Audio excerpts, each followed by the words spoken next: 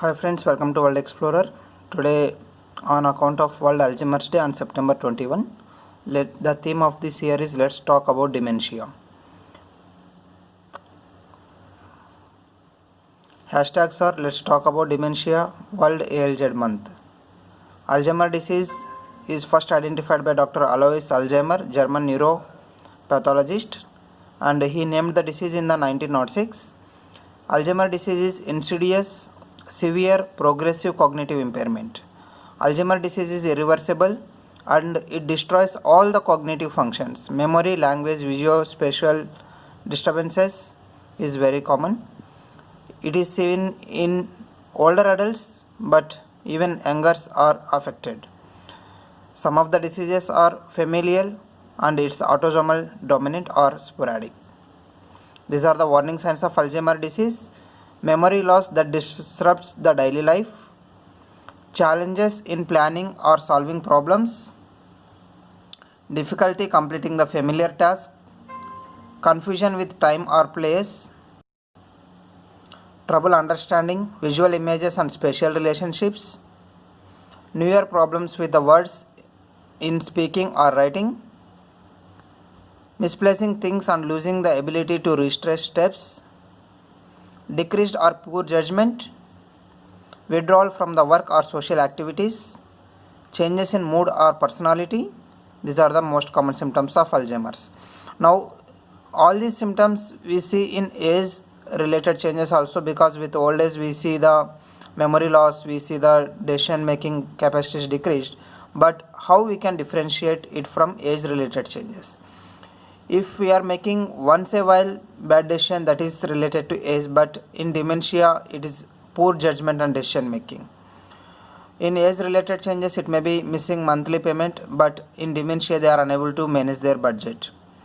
Forgetting which day and they may remember it later, that is related to age change, but they are completely losing the track, they doesn't remember the date or season, that's related to dementia. Sometimes forgetting which word to use is very common in age related changes, but it's very difficult to have conversation in dementia. Losing things from time to time is very common in age related changes, but in dementia it is misplacing the things and unable to memorize where they have kept it. That is the most common symptom of dementia. Some of the anatomical changes. Anatomical changes are loss of neurons in the brain, cerebral cortex and hippocampus, and it's accredited to protein tau, structural element of neuron that gets distorted and twisted, and also the amyloid plaques. These are the dense deposits of beta amyloid 42 protein, and neurofibrillary tangles with amyloid plaques, and which disrupt the neuronal communication and also affect the metabolism, repair mechanisms and death of the neurons. Affected parts of the brain are frontal lobe, parietal lobe, occipital lobe, temporal lobe, hippocampus, amygdala and neurotransmitters. If the frontal lobe is getting affected, it's related to impaired reasoning, poor judgment and aggressiveness. If parietal lobe is getting affected, it's lead to impaired orientation, impaired visuospatial skills. Occipital lobe leads to language interpretation and agnosia. Agnosia is unable to identify the things. Temporal lobes, if getting affected, they are having difficulties in ability to recall the words, and even sometimes delusion and hallucinations are seen. If hippocampus is getting affected, impaired memory is seen and also the short-term memory loss. If amygdala is getting affected, it's lead to emotional disturbances, depression, anxiety, fear, personality changes, apathy and paranoia is very common. If neurotransmitters are getting affected, such as acetylcholine, it lead to restlessness, sleeplessness and agitation. So dementia is a collective name for the progressive degenerative brain syndromes which affect memory, thinking, behavior and emotion. Alzheimer's disease and vascular dementia are most common, and dementia is characterized with the symptoms of loss of cognitive function and behavioral abilities which interfere with the daily living. So dementia, these are the types: Alzheimer's disease, vascular dementia, Lewy body dementia, frontotemporal dementia, Parkinson's disease dementia and some other dementias. So these are the dementias which we discuss in detail. Some of the symptoms related to dementia are loss of memory, difficulty finding the right words, inability to understand what others are saying, difficulty to perform the routine task, personality and mood changes are very common. These are the some of the extrapyramidal symptoms which happen, such as akathisia, that is restlessness, foot tapping, rocking. Pseudo-Parkinsonism. Parkinsonism is characterized by pill rolling finger movement, but this mimics the Parkinsonism, that is called as pseudo-Parkinsonism. This is characterized by facial masking, shuffling gait, etc. Dyskinesia, that is rolling tongue, kissing or sucking motion, lip smacking, facial distortions are seen in dyskinesia. And dystonia, here it is seen arching of back, and torticollis, that is some of the muscles of the neck are getting affected, because of which they put their neck to only one side, that is called as torticollis. Hoarse voice and dysphagia. Dysphagia is inability to swallow. So these are the some of the symptoms of extrapyramidal symptoms. Stages of dementia starts with healthy cognitive functioning and mild cognitive impairment, then early stage dementia, then moderate dementia, and progressive to severe dementia. Ways to decrease dementia. Some of the heart diseases such as cardiovascular disease, atherosclerosis even lead to dementia. So we need to take care of heart, and we need to take care of the antihypertensives which we are taking. You should be physically active and maintain the healthy diet and challenge your brain and enjoy the social activity. Community role is accept the patients with dementia, avoid stigma and discrimination, and emotional support.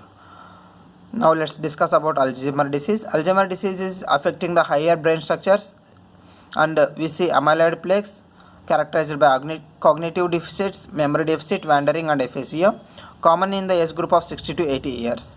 Mild cognitive impairment is cognitive decline, and there is no effect on activities of daily living, and it even progresses to dementia.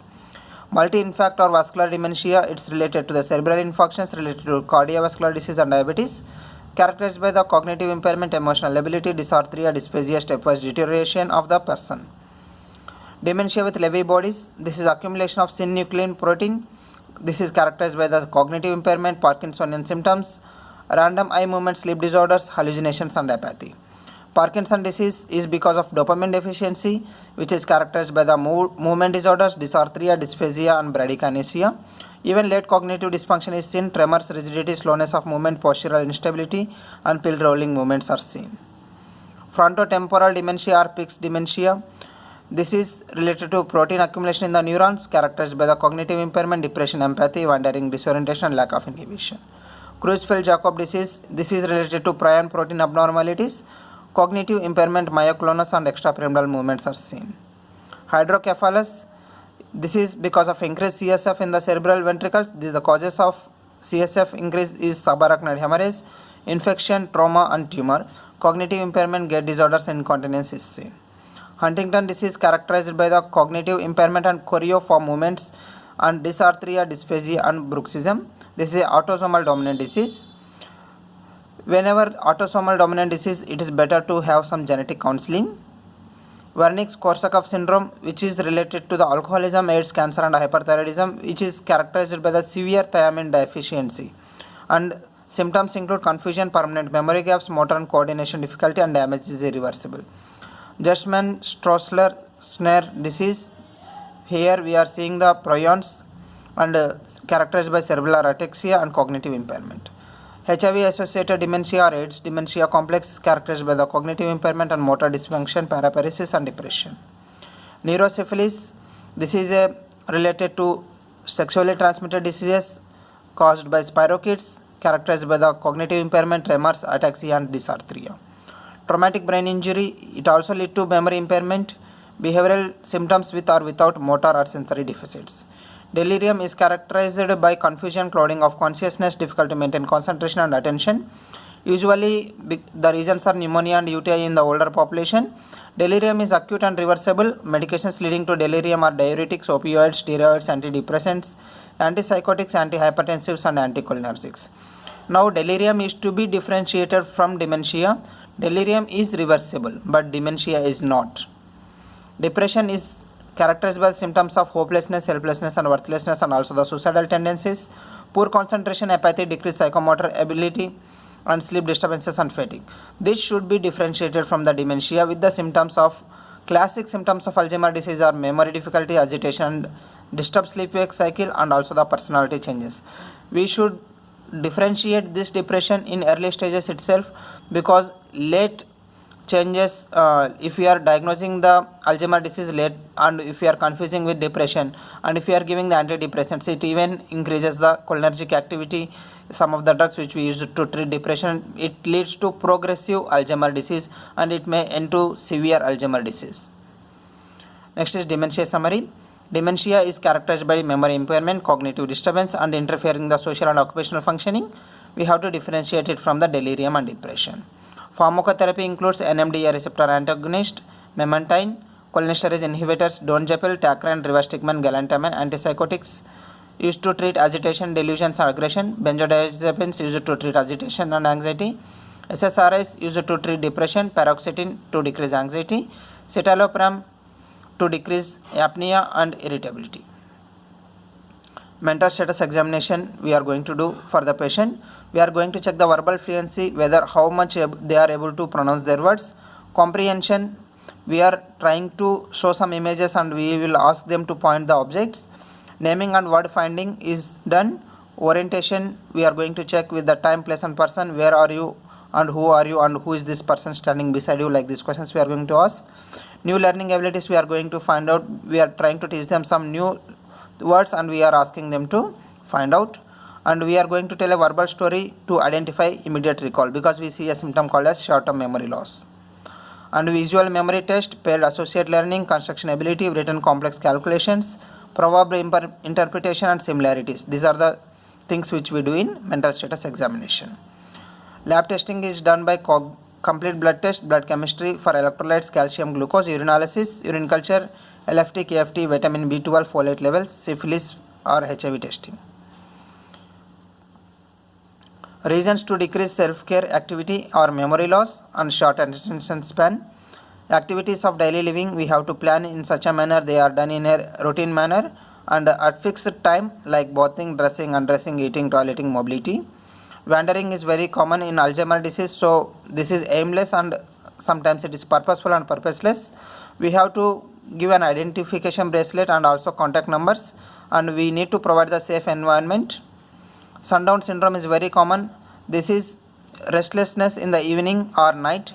This can be because of shadows by lighting or disturbing dreams. Avoid caffeine and alcohol in the evening to decrease the sundown syndrome. Say no to the morning sleep and bedtime routine. Hoarding disorder is very common. Don't misplace the items. If a patient is in a inpatient, we need to label the items of a patient with their names, and we should find out the activities of a person where he is keeping the things routinely, and we have to identify and give to them to avoid the aggression of a patient.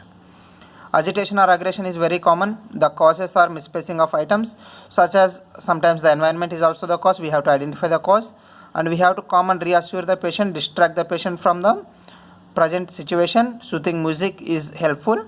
Calm and peaceful environment is needed. Catastrophic reactions, that is overstated emotional response, task failure, agitation or aggression, violence tendency, don't expect more than the capabilities. Give them the tasks which they can fulfill. Don't over stress the patient. Hallucinations and delusions are common. Identify the harmful thoughts of hallucination.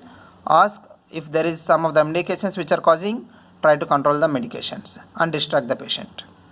Risks are aspiration, impaired skin integrity, contractures due to immobility. So if patient is having risk of aspiration, modify the diet plans. And impaired skin integrity, we have to give the back massage or maintain the nutrition in a proper manner. To avoid the contractures due to immobility, we have to give the passive range of motion exercise if patient is not able to do, or we are going for exercise for the persons who are doing the routine activities. Care plan includes nutrition and meal timings, routine activity, bowel and bladder activity, simple tasks, reality orientation to time, place and person. Activities which we plan are purposeful, voluntary, non-competitive, planned, individualized, sometimes simple, and it's related to activities of daily living. So sometimes we can even plan outreach to a restaurant, beach, but we should be very careful. There should be more caretakers. Sometimes picture books, dolls, puzzles and individualized plans will helpful. Care for dementia, simplification of tasks, focus on abilities instead of disabilities, and family support groups is needed. Music therapy is helpful. singing, listening to music, dancing, and sound control is essential. Some of the persons we need to have individualized music. Arts and crafts are satisfying, painting based on the interest we have to do. Spiritual activities, we should know the activities what the person doing, and positive statements are helpful, motivational thoughts are needed. Pet therapy is very helpful because of unconditional affection and approval by the pets. Usually kittens and puppies are very helpful, or seeing a fish in the aquarium is soothing for the patient. Listening to birds is also very helpful. Exercise and physical activity, we should based on like it may be like walking, and don't restrain the patient until unless if he or others are in danger. Caregiver qualities, we should be very happy, and we should have some relaxed communication, we should have some patience and tolerance to unusual behaviors and stress situations, creative and flexible, full knowledge about the dementias. Early detection will help in risk reduction, and surveillance and monitoring is needed. Promote cognitive health, health education and promotion campaigns, and guide research activities. Public health, respond, surveillance, monitoring, promote early detection of Alzheimer's. If you like this video, subscribe, like and comment. youtube.com/World Explorer India. Thank you.